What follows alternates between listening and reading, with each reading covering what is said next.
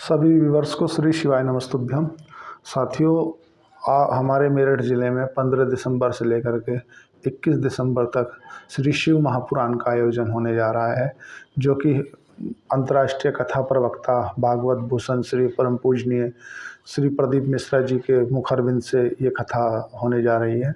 तो मैं सोचा कि क्यों ना अपने व्यूवर्स को या जो भी जिसके पास भी ये वीडियो जाए, जो महाकथा में जाने का इच्छुक है, वो इस चीज़ को लेके संकोचित होगा कि यार कैसे जाना है, कहाँ रुकना है, क्या व्यवस्था है या कथा कहाँ पर है। तो साथियों, सबसे पहले हम बात करते हैं कि कथा कितनी तारीख से कितनी तारीख तक है। तो कथा जो है 15 दिसंबर से लेकर के 21 दिसंबर तक है। और अगर हम कलश यात्रा की बात करें तो कलश यात्रा जो है 14 दिसंबर को भव्य कलश यात्रा का आयोजन है। और अगर हम बात ये लेखन कथा का समय क्या है, तो दोपहर 1 बजे से शाम को 5 बजे तक कथा का समय रखा गया है। और अगर पता करें कि हम ये कथा कहाँ पर है, इसका आयोजन कहाँ है, कैसे जाना है, इसकी सब चीज़ होगी, तो जो जहाँ पर कथा हो रही है, जहाँ पे पांडाल है, उसका जो पता है, पता नोट कर लो। मैं बहुत ही स्लो बोलने जा रहा हूँ। अध्ययन पब्लिक स्कूल, सेक्टर 4C, शताब्दी नगर, परतापुर, मेरठ, उत्तर प्रदेश। साथियों, एक बार से पता और नोट कर लो। अध्ययन पब्लिक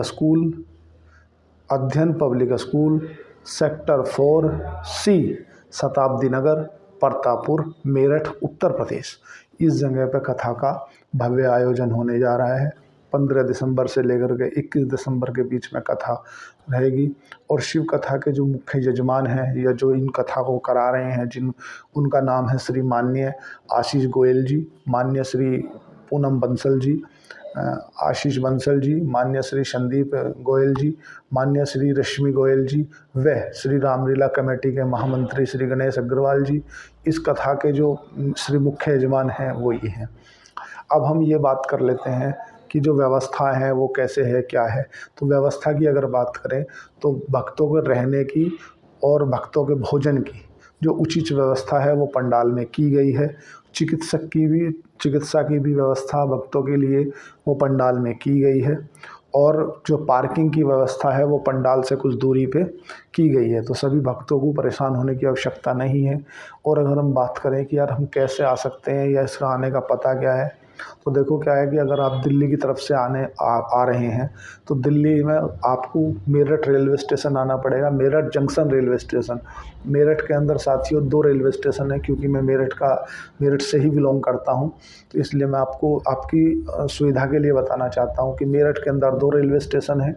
एक तो है मेरठ जंक्शन, जिसको मेरठ सिटी बोलते हैं, और एक है मेरठ कैंट, जिसको मेरठ छावनी के नाम से बोला जाता है। तो अगर आप दिल्ली की तरफ से आ रहे हैं या आप हरिद्वार या अम्बाला की तरफ, सहारनपुर की तरफ से आ रहे हैं, तो भी आपको मेरठ जंक्शन पे ही उतरना है। मतलब मेरठ सिटी स्टेशन पे ही आपको उतरना है। वहाँ से आपकी जो दूरी रह जाएगी मात्र 5-6 किलोमीटर की रह जाएगी। आप किसी भी ई रिक्शा वाले को या टेम्पो वाले से बोल के कि मेरे को शताब्दी नगर जाना है, वो आपको शताब्दी नगर पंडाल तक पहुंचा देंगे। अगर आप ट्रेन के माध्यम से आ रहे हैं तो आपकी व्यवस्था है। और अगर आप बस के माध्यम से आ रहे हैं तो आपके जो सबसे नज़दीकी बस अड्डा रहने वाला है वो मेरठ सिटी बस अड्डा रहने वाला है, जो मेरठ का बड़ा बस अड्डा के नाम से जाना जाता है। आप वहाँ पर पहुँचोगे तो आपको वहीं से 20 या 25 रुपये लगेंगे, आपको शताब्दी नगर पहुँचा दिया जाएगा। ये सबसे सरल रास्ता है। चूँकि मैं मेरठ का निवासी हूँ, मेरठ का रहने वाला हूँ, तो मेरी रिस्पॉन्सिबिलिटी बनती है कि जो भी भक्त श्री सदाशिव की श्री भागवत पुराण सुनने आ रहे हैं उनको सुविधा ज़्यादा से ज़्यादा हो, उनको असुविधा का सामना ना करना पड़े। साथियों, जो अपने वाहन से आ रहे हैं वो कहीं से भी आ सकते हैं। मेरठ में काफ़ी बड़ी चौड़ी व्यवस्थाएं हैं, कोई चिंता की बात है नहीं। बाकी अगर आप दूसरे नज़दीकी को रेलवे स्टेशनों की बात करें तो मेरठ से दूसरा फिर नज़दीकी रेलवे स्टेशन उस तरफ हरिद्वार की तरफ चलेंगे तो तुम्हारा मुजफ्फरनगर पड़ेगा, जो कि बड़ा रेलवे स्टेशन है तो और भी दोराला है, दादरी है, लेकिन ज़्यादा बड़ा स्टेशन जो है वो मुजफ्फरनगर है। और इस तरफ तुम्हारा गाज़ियाबाद पड़ेगा। अगर आप हापुड़ की तरफ से आ रहे हैं या इस तरफ से आ रहे हैं तो सबसे आपको उतरना है, अगर आप इलाहाबाद की तरफ से आ रहे हैं तो आपको हापुड़ उतरना, हापुड़ से आना पड़ेगा। आप इस तरफ पानीपत वगैरह से आ रहे हैं तो आपको कंकरखेड़ा उतर के वहाँ से आना पड़ेगा। कंकरखेड़ा तक हाईवे है और आप उसके बाद फिर प्रतापपुर हाईवे लेके शताब्दी नगर पहुंच सकते हैं। ट्रांसपोर्ट नगर होते हुए आप शताब्दी नगर पहुंच सकते हैं। और साथियों, रहने की, रुकने की, चिकित्सा की व्यवस्था अच्छे से पंडाल में की गई है। लगभग 5 से 6 लाख लोग आने का अनुमान है कि 5 से 6 लाख लोगों की जो व्यवस्था है वो की गई है। आगे सब जब प्रभु भोलेनाथ की इच्छा है, जैसा भगवान भोलेनाथ चाहेंगे वैसा होगा। प्रयास मैं भी करूँगा कि मैं भी पहुँचूँ। आगे सभी को श्री शिवाय नमस्तुभ्यम। मेरे से कोई चूक हो गई हो तो उसके लिए क्षमा प्रार्थी हूँ।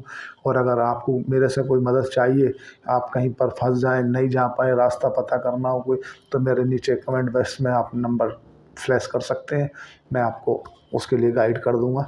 सभी को श्री शिवाय नमस्तुभ्यम।